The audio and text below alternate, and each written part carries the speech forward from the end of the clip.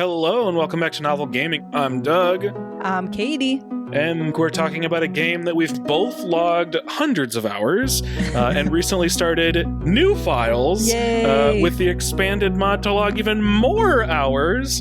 We're talking about Stardew Valley, specifically with the addition of the expanded mod. If folks are unaware, Stardew Valley is a farming and life simulation game very heavily inspired by Harvest Moon for the Super Nintendo. And at this point, you can pretty much play it wherever you play video games. It's on, like, everything. And remarkably, it was designed, programmed, animated, written, and composed by one person named Eric Barone, better known as Concerned Ape. Truly wild, because he is still also working on the updates and making things for it, because one of the things we played Expanded, but we also played, because we both played it because we had to do mod stuff on Steam on our computers, which meant we were able to access the 1.6 update, which is also a bunch of new stuff. Which means we're playing all the expanded stuff and all the 1.6 stuff for the first time at the same time. Yeah, so I have no idea. Which was a really fun decision that we made. Yeah, where the line is sometimes in this. Yeah, and we've mentioned that we're playing with the expanded mod. If you're not familiar with Flash Shifter's expanded mod, it is a fan-made expansion that adds 27 NPCs, 50 new locations, 260 events, which are just like cutscenes, interactions, stuff like that. More fish, more farms, more crops, more music, and more in general. And that was also developed by one person. So pretty incredible stuff. People are cool. Yeah, people are often, cool. And make cool things often. Hell yeah. One of the things that is, and maybe you can get a kind of feel for this from Doug's comment earlier about 50 new locations.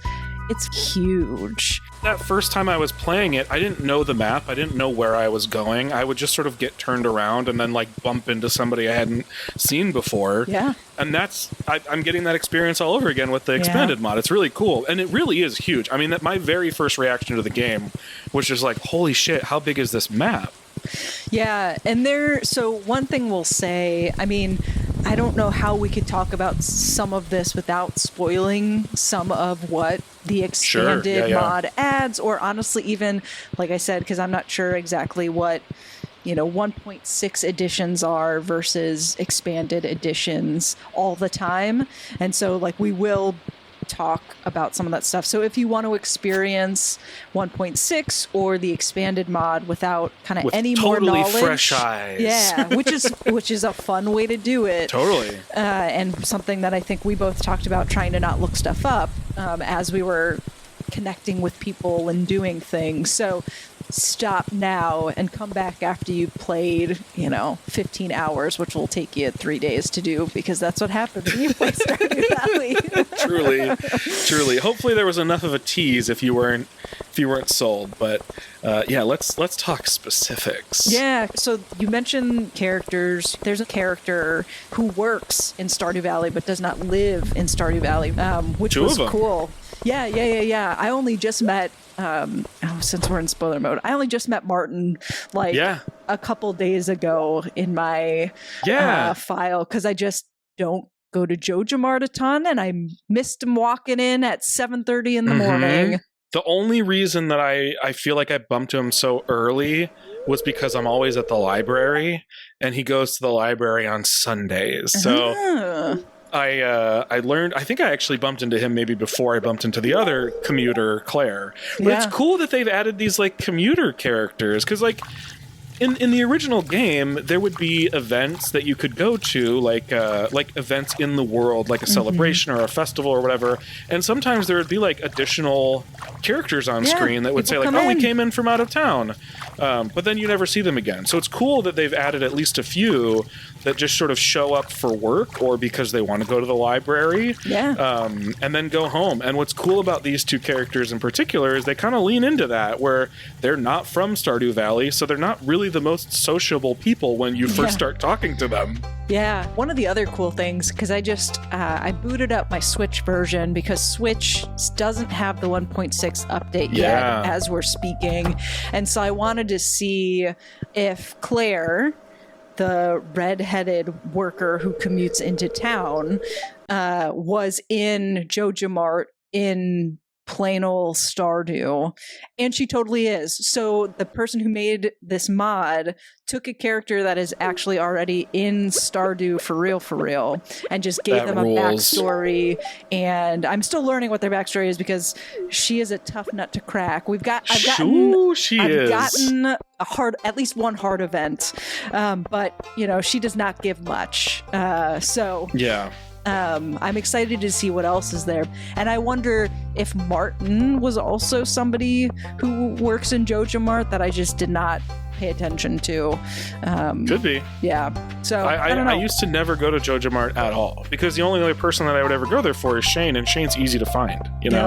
I just avoid Joja Mart in general. Yeah. Oh, speaking of, I definitely want to get to the other characters, but speaking of Joja Mart, they also, in addition to adding these characters to the game, made other characters more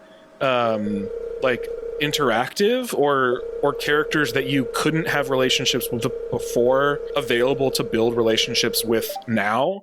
So, for example, Morris from Joja Mart is somebody that you could, if you wanted to, I don't, build a relationship with, like a heart, and have heart events and everything like that. So in the original Stardew, there was definitely like a scene where Morris comes into Pierre's shop and like passes out coupons. But now Morris stands outside Pierre's shop like weekly, and it looks like passing out coupons, which I'm assuming is the mod, or is that 1.6? I don't know, but it sucks because it's like on the day, I think, that Pierre's is closed, isn't it? Or something like that? Or I don't know. Yeah. So Morris is one that you now can build a relationship with. Gunther you can build a relationship with, and he's a pretty tough nut to crack, I think, as well.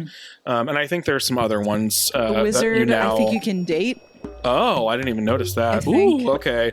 But the specific characters that you can start meeting right away, there's a mother-son duo named Olivia and Victor who live in town, and they are like the sort of like the wealthy family in town. Oh, definitely. They have like a massive house. It's like a totally new house that didn't exist in the original game. And you'll end up either listening in or having conversations, at least with Olivia, about basically just how rich they are. Yeah, she loves money. She does love money. A lot of rooms in that house. So many rooms. Interesting, too, because you could date both Olivia and Victor. Oh, and I'm gonna. Yeah. I hope there's something in Messy. there. Yeah. Yeah. One of the other new characters, Sophia, immediately I was best. Like, I'm going to be friends with you and we might get married. I'm not sure. Yeah. Sophia is the character I currently have the most hearts with out of the new characters. Victor hates every gift I've ever tried to give him.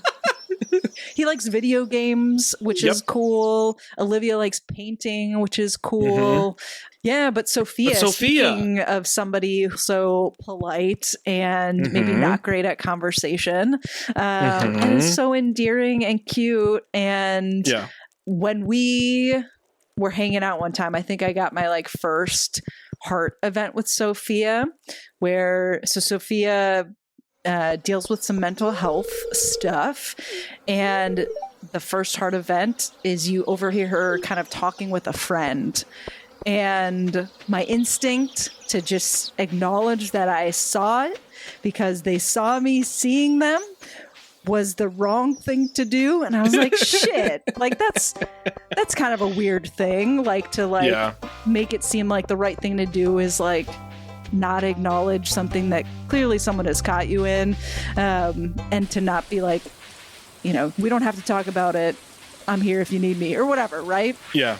But then later heart events, I think, expand and make me feel better about that first one. So I'm appreciating because this happens in OG Stardew too. I think you were playing, and you came across, I think, a George cutscene. It was a George cutscene, and basically, for folks who aren't familiar, George is in a wheelchair and gets around in a wheelchair and is always in a wheelchair. But there's an interaction where somebody goes to help George by pushing his wheelchair without asking, and the quote right response is to support the person who didn't ask to touch George's wheelchair. So dumb. And that's the for wrong folks who don't response. know, the wrong thing to do.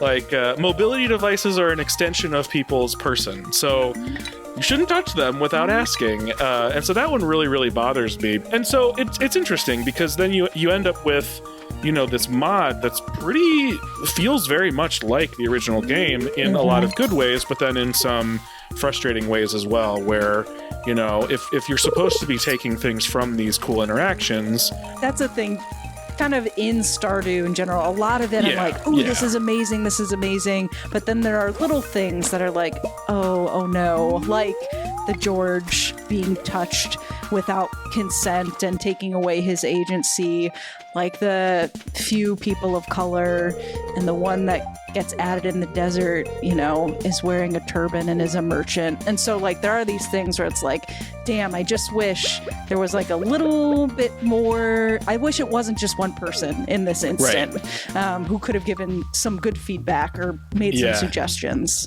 Right, because, that's with the expanded mod. One thing you pointed out was like, the majority of the characters we get to meet, at least at the beginning, because I also haven't met everybody, so it's possible, I don't know for sure, but it's possible that this changes. But pretty much all the characters you meet at the beginning are also white characters or not explicitly not white characters, right? So you could interpret them as white characters based on the information you do know. Right, because you might not be able to see one markers within their bedroom that might say, they might identify differently because it's sprites, Right, exactly, yeah. So that's another thing that, like, it's pretty true to the original Stardew, but probably a thing we wish hadn't been, Yeah. The other character, just because we've mentioned them all by name, the ones you get to meet right off the bat, is Andy. Sophia and Andy I have a lot of, I think I have equal hearts with. Sophia is a much more interesting character. Andy I feel like doesn't develop all that much, but you'll have to let me know if you feel differently. I don't know how much you've interacted with Andy.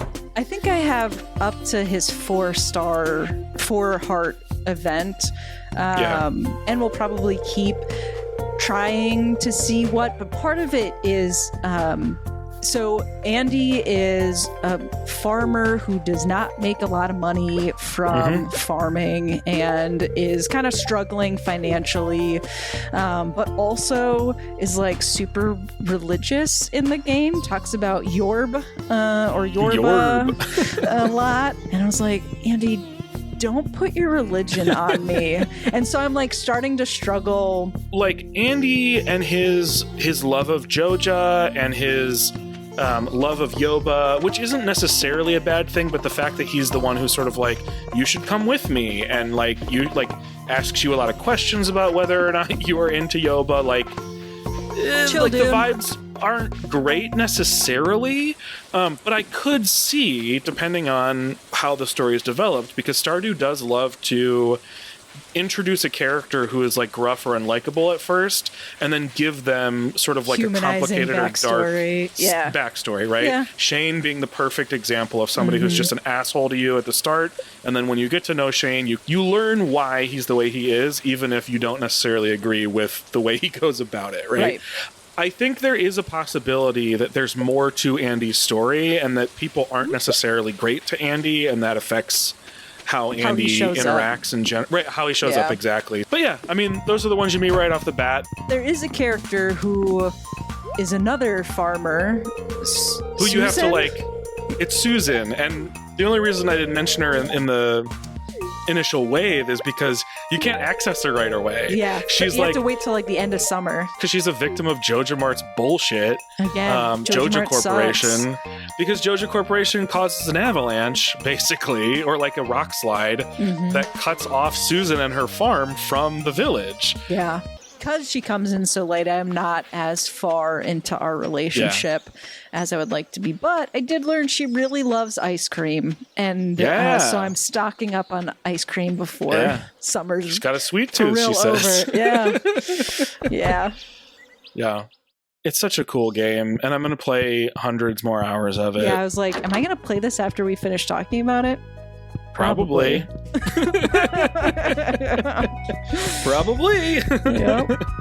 Well, thanks everybody for watching. And if you played Stardew Valley Expanded and want to let us know your thoughts, feel free to drop a comment below. And if you want to hear a longer version of this conversation, you can find a link to our podcast episode on it in the description below. Thanks again, and we'll see you soon with a new episode. See ya. Bye.